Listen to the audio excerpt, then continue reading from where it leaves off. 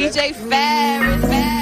It's Chicago, nigga. It's the real one. Hit me. Only one is pulling shit the fuck up. Let's get a sports talk. With Paul Pierce and Kendrick Perkins. And guys, it's time for a little jump summer school. The teams that missed the bubble in Orlando, they need some extra strengths and weaknesses. Producer Carlos has been hard at work, and last time we covered the Knicks. This time we take it to the West Coast to cover the Golden State Warriors. So Paul, give me your grades. If you were going to look at the Warriors' strengths as a team, how would you grade them entering the offseason? Well, for me, Rach, I give their strengths, their core, an A. I mean, when you talk about Steph, Curry.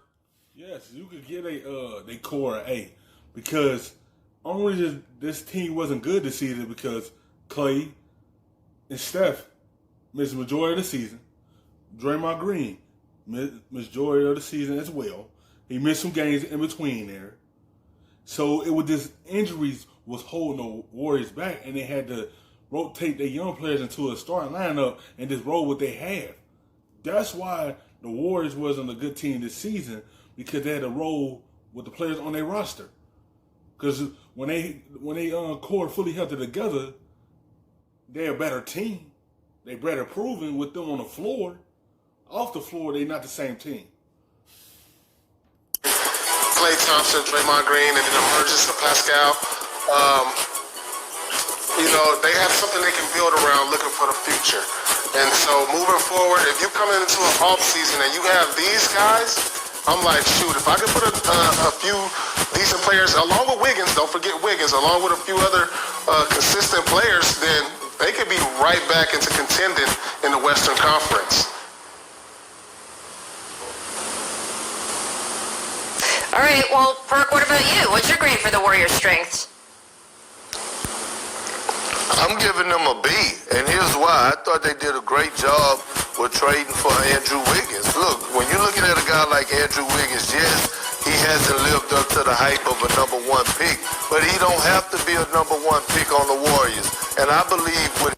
And that's why he couldn't live up to it.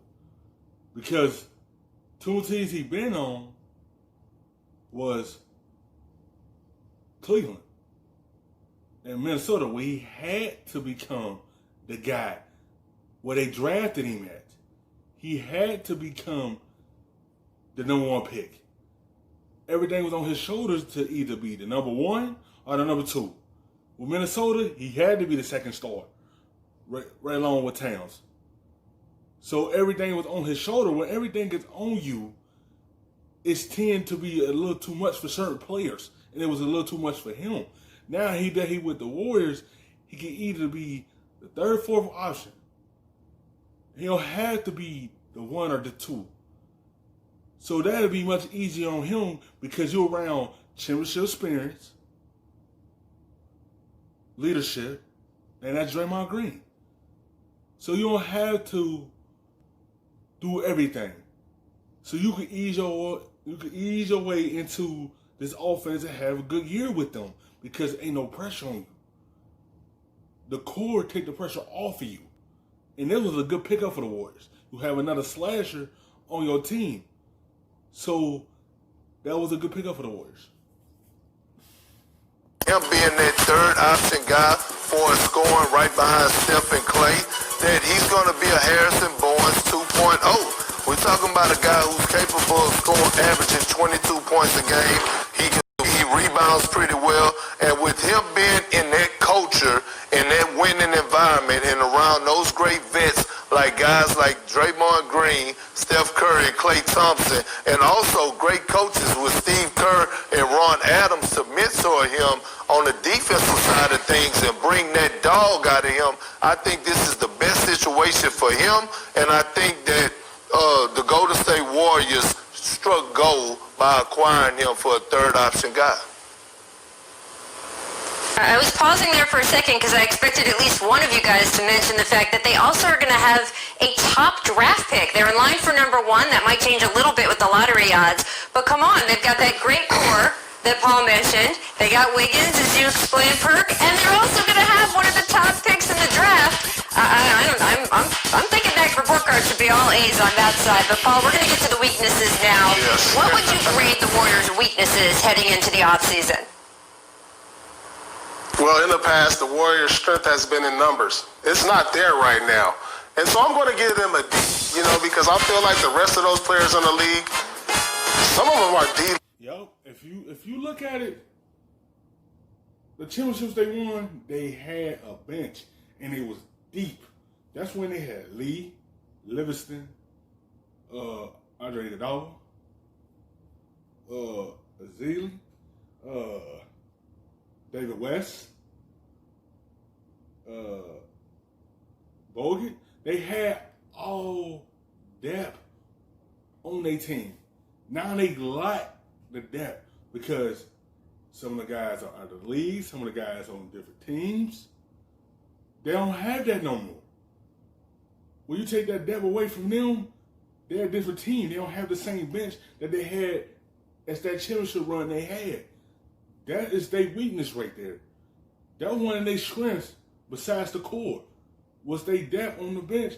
And that would help them out a whole lot. Now stuff had changed, and they had to figure out a way to get that depth back. League players. So hopefully with the draft pick they get this summer, they can revamp the roster surrounding the star players that they have and possibly make another title run. Because the rest of those guys, a lot of them were fill-in players due to the injuries this year. And so you won't see a lot of them guys on the rosters next year. Kendrick, what about you? What are your grade for the Warriors' weaknesses? Well, I'm giving them a D because of Draymond. Draymond disappointed me this season. I thought, with the injury of Clay and the injury of Steph, I thought he was going to elevate his game offensively and shock the world. With him getting $100+ million in a contract extension, I thought Draymond was going to come out and prove a point. Also, with them losing Kevin. Because Draymond still want to play his game. His game is not scoring like he was when he first came in. He was scoring a lot more than now.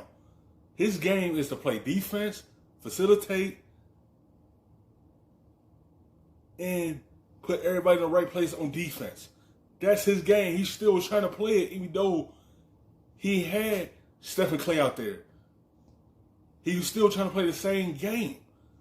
That's why he ain't elevate of scoring, because that wasn't his game.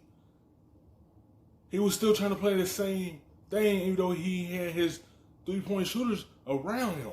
He's still trying to maintain that. And he ain't one of their weakness. That's his game. Durant, I thought we was going to see that Defensive Player of the Year Draymond, that 14, 9, and 8 Draymond that we seen a few years ago.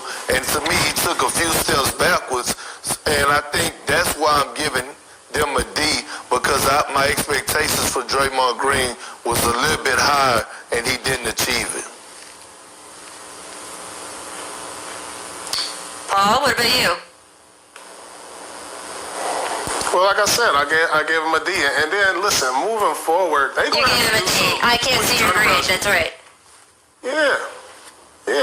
But you got to understand, they're going to have to do some quick turnaround if they want to get back to championship contention. Because they are on the wrong side of their prime. All their core best players are in their 30s now. So they're going to have to revamp pretty fast if they want to be contenders again. I don't know. I don't know, Perk, if you can really give Draymond the idea that he was supposed to carry that whole team by himself with no help and no one around him and everyone getting injured right and left. But you guys are the pros, so I'm going to go with your grades. Your grades are the official ones. Class is over. We're going to be back with more summer school soon. Thanks for watching ESPN.